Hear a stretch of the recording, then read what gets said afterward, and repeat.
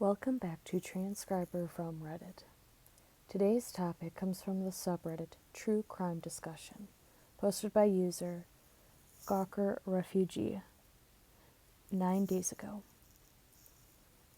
The post is primarily a text post with some images. The title reads, Subway Victim Debrina Kawam's Fiery End Stuns Friends from Her Happy Past. Side note, this is referring to the woman who was identified after her remains, after her charred remains due to someone dousing her with alcohol and setting her on fire, causing her to suffer a horrible, tragic fate. Her remains were finally identified, and people have come forward with stories about her.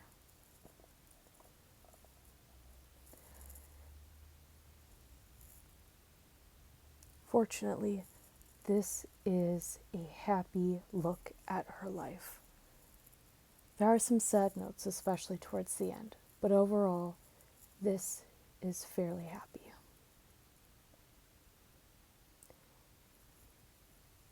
The body of the post reads as follows. A very comprehensive article on the life of Debrina Kawam, 57, subway murder victim, and the life she led, via New York Times, posted on 1/4/2025. Below that we see an image of the victim. The caption reads, Debrina, when she was known as Debbie by friends. Age unknown in looking at the picture. However, judging by the pose and how young she looks, my guess would be early 20s. Below that is another image where we see 3 young women sitting in a booth looking at the camera person. Below that reads the caption, Debbie, parentheses, far right, end parentheses, with friends in Vegas circa 1990s.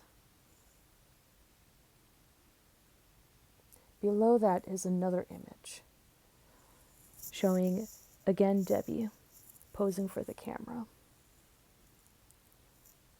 That caption for this photo reads, in high school, she was known for being a, quote, sweet, end quote, and, quote, vibrant, end quote. Before she was Debrina, she was Debbie. In her town of Little Falls, New Jersey, Debbie Kawam was a girl people wanted to be around, the cheerleader with the inner glow, dispensing high fives in the hallways of Passaic Valley Regional High School, cruising with friends, striking a pose against a backdrop of Led Zeppelin posters, welcoming diners at Perkins Pancake House in her hostess uniform. Into her 20s, Ms. Kawam was the life of the party, flying off with girlfriends to Las Vegas and the Caribbean and living in the moment. Later would come years of darkness, then decades, and on December 22nd, Ms. Kawam was set afire on a subway train in Brooklyn in an apparently random attack captured on harrowing video. For 9 days, the woman was anonymous in death. After her body was identified on Tuesday, the grieving could begin. As the name she had adopted, Debrina, flashed across the news, classmates mustered memories to blot out the indelible image of a human figure outlined in flame.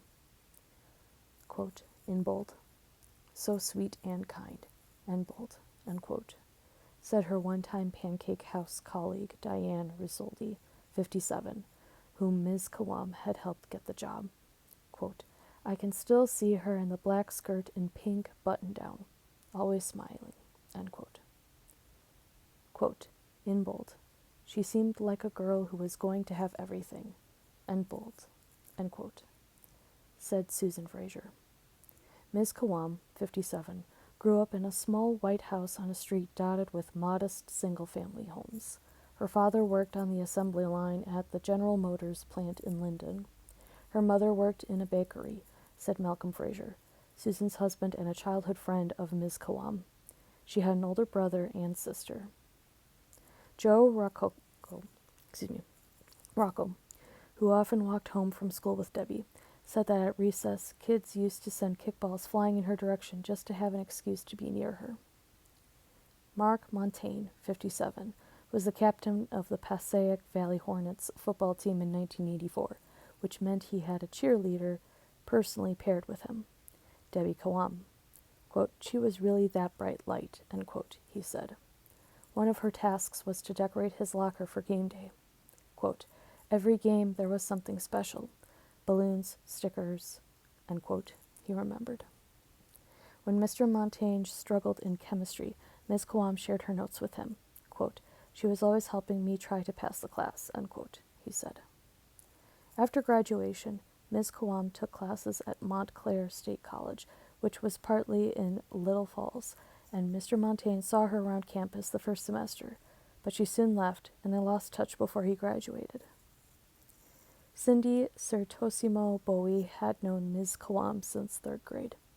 In their 20s, they became fast friends and travel partners.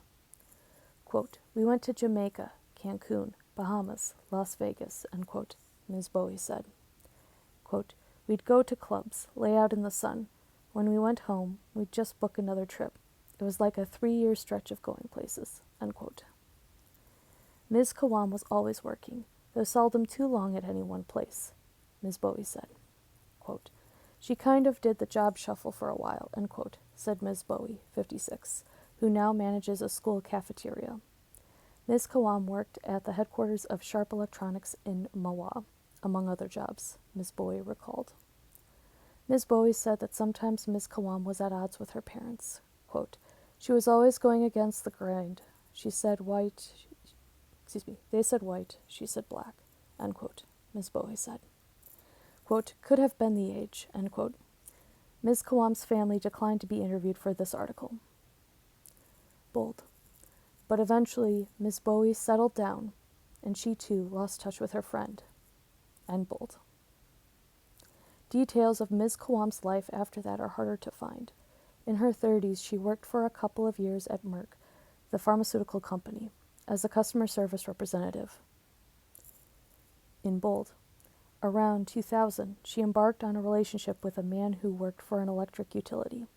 They lived in a house by the Passaic River down the street from her childhood home. End bold. According to the man's ex-wife. In 2003, Ms. Kawam legally changed her first name to Debrina. The couple split in 2008, around the time the house went into foreclosure. By then, Ms. Kawam had not worked for some time and had started having alcohol-fueled scrapes with the law.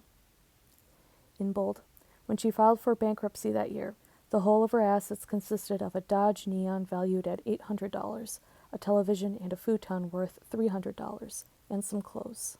End bold.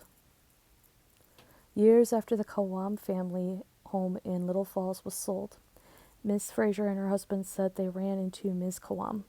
She looked, quote, "distraught and high on something," end quote, said Malcolm Fraser.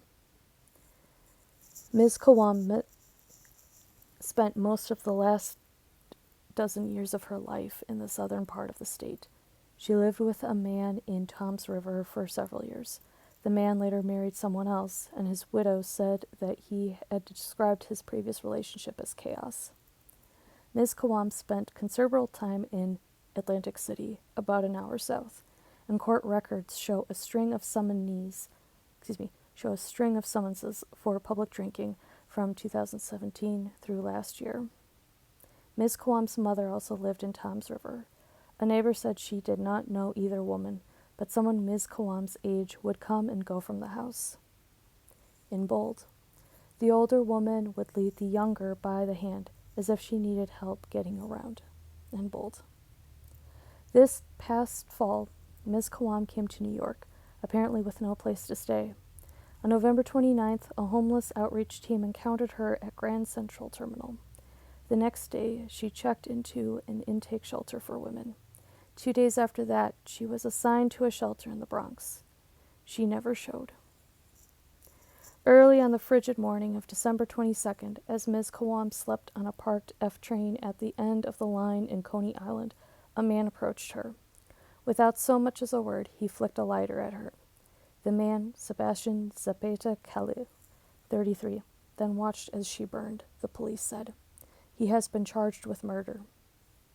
The news of Ms. Kawam's descent and unspeakable death left her classmates feeling devastated and empty and unfinished.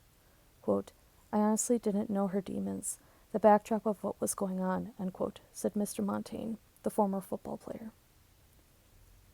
In bold, quote, if we only knew, end quote, end bold. As of recording, this has over 1,000 upvotes and 106 comments. Please take this opportunity to reach out to the people in your life, people who you haven't connected with for a while, whether they be family, friends, people from a time long past, whether that be grade school, high school, elementary, middle school, college. It doesn't cost you anything to reach out to those people. You might find that they've changed. You might find that they have not really changed. You might find that they're in trouble. They might be unwilling to tell you that they're in trouble.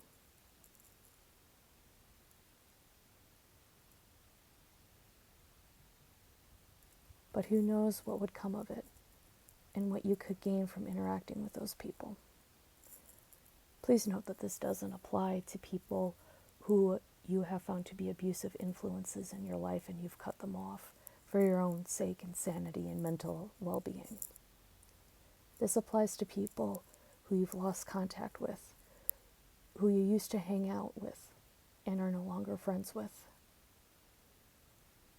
Perhaps because of time, distance, or just going different directions in life.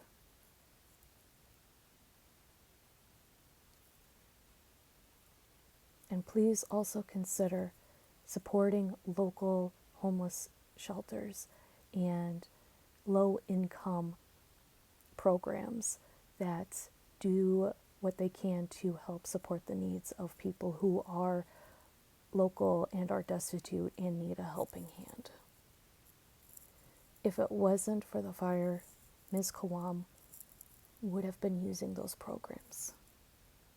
And who knows what would have happened and how her life could have improved if she hadn't been murdered by this guy. That is it for the video. Thank you for watching and listening, and I will see you in the next one.